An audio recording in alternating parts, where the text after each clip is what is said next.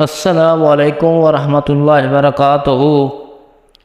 جن حضرات نے میرے چینل کو سبسکرائب نہیں کیا وہ چینل کو سبسکرائب کر دیں تاکہ ہر نئی آنے والی ویڈیو آپ تک پہنچ سکے۔ بسم اللہ الرحمن الرحیم۔ اگر کسی نے جائز مراد مانگی ہے جو پوری نہ ہوئی ہو تو ہر نماز کے بعد مرد حضرات مسجد میں اور وہ گھر میں ان سورۃ فاتحہ اس طریقے سے پڑھیں جو طریقہ اس ویڈیو میں بتایا جائے گا۔ نہایت ہی آسان عمل ہے۔ آپ نے یہ عمل سجدے میں سر رکھ کر پڑھنا ہے، پھر اللہ تعالیٰ سے مراد وہ حاجت مانگنی ہے جس کے لیے یہ عمل کر رہے ہیں۔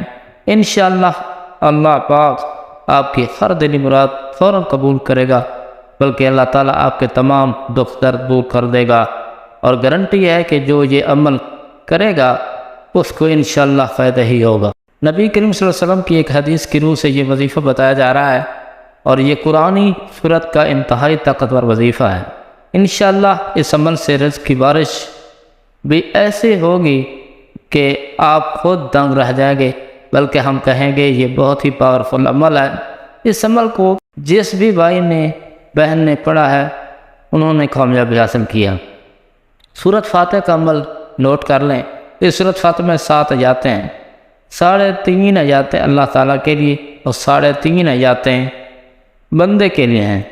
اپنی کتابوں میں ملتا ہے کہ ابلیس بھی 4 مرتبہ رویا تھا اور اس نے آنسو بہائے تھے۔ ایک اس وقت جب اس پر رب کی لعنت ہوئی، دوسرا اس وقت جب حضرت آدم علیہ السلام کی توبہ قبول ہوئی، تیسرا اس وقت جب حضرت محمد صلی اللہ علیہ وسلم نبی اور رسول بنایا گیا، چوتھا اس وقت جب یہ سورت یعنی سورۃ فاتحہ نازل ہوئی۔ یہ سورت ابلیس کی راہ میں سب سے بڑی رکاوٹ ہے، کیونکہ سورۃ فاتحہ کی دعا سب سے زیادہ نفع بخش اور عمدہ قرار پائی ہے۔ اگر اللہ تعالیٰ بندے کو سیدھے راستے کی طرف ہدایت دے دے تو اس کو اپنی بندگی پر، اپنے گناہوں سے چھوڑنے پر مدد کر دے تو دنیا اور آخرت میں اس کو کوئی برائی نہیں چھو سکتی۔ اللہ پاک فرماتا ہے کہ جو بندہ الحمدللہ رب العالمین کہتا ہے تو اللہ پاک فرماتا ہے کہ میرے بندے نے میری ثنا بیان کی ہے۔ جب بندہ کہتا ہے الرحمن الرحیم تو اللہ پاک فرماتا ہے کہ میرے بندے نے میری بزرگی بیان کی۔ جب بندہ ایاک نعبد و ایاک نستعین کہتا ہے تو اللہ پاک فرماتا ہے کہ یہ میرے بندے کے درمیان اور میرے بندے کے لیے وہی ہے۔ قرآن کریم میں سب سے پہلے سورۃ فاتحہ ہی لکھی ہے، اور نماز میں قرات بھی اس سے شروع ہوتی ہے۔ اس سورت کا نام ام الکتاب بھی ہے اور اس سورت کا نام سورۃ شفا بھی ہے۔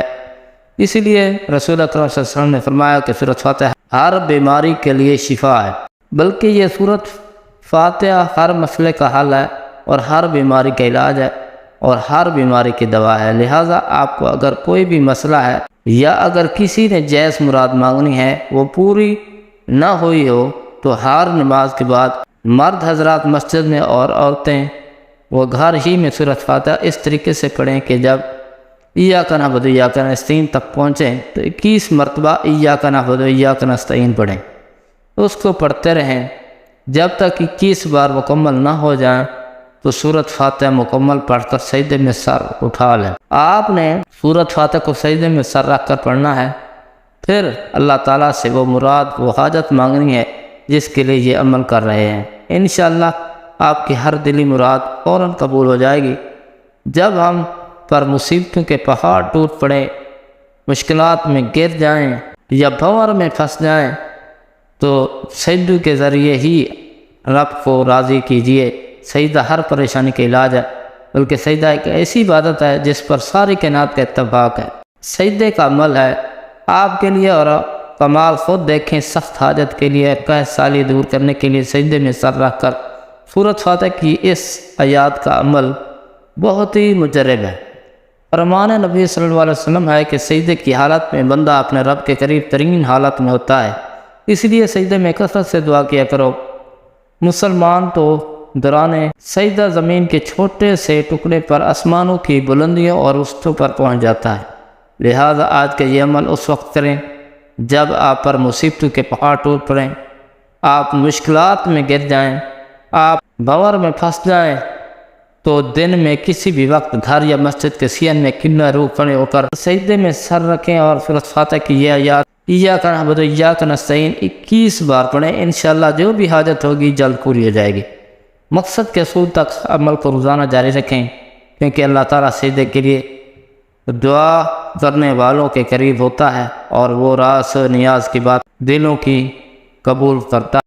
اللہ تعالیٰ سے امید لگانے والوں کی اللہ لازمی سنتا ہے۔ جو بھی اللہ کے قریب ہو تو وہ اللہ کے ہاں اور بلند مقام پاتا ہے۔ تو سورۃ فاتحہ سے متعلق علامہ ابن حکیم کا عمل بھی نوٹ کر لیں۔ علامہ ابن حکیم فرماتا ہے کہ آپ کے جسم میں کہیں بھی درد ہے، آپ نے اس درد کی جگہ پر ہاتھ رکھ کر 7 مرتبہ سورۃ فاتحہ پڑھنی ہے جو بتائی گئی ہے۔ یہ سورۃ فاتحہ ہے، یہ پوری پڑھ لینی ہے، 7 مرتبہ پڑھیں اور پھونک دیں۔ انشاءاللہ تعالی دن میں 2 مرتبہ اگر آپ عمل کریں گے تو آپ کو پہلی بار احساس ہو جائے گا کہ آپ کو آرام آ رہا ہے، لیکن اگر دن میں 1-2 مرتبہ یہ عمل کر لیں تو آپ کو آرام آ جائے گا۔ آپ اول و آخر درود شریف بھی پڑھ لیں، پھر مزے ہی اپنے ہیں۔ یہ نہیں سورۃ فاتحہ پڑھنے سے پہلے اور سورۃ فاتحہ پڑھنے کے بعد بھی درود ابراہیم پڑھ لیجیے، یہ طب نبوی میں سے ہے۔ اگر آپ 7 مرتبہ سورۃ فاتحہ پڑھ کر درد کی جگہ پر پھونک مار دیں گے تو یا پانی پر دم کر کے پی لیں گے تو انشاءاللہ درود سے آپ کو خلاصی ملے گی۔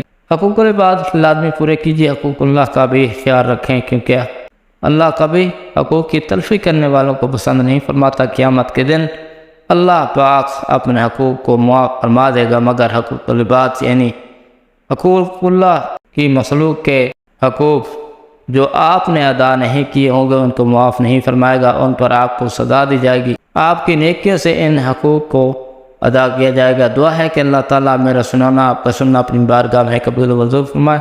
تمام دوستوں سے گزارش ہے کہ نیچے کامنٹس میں اللہ ضرور لکھیں۔ السلام علیکم ورحمۃ اللہ وبرکاتہ۔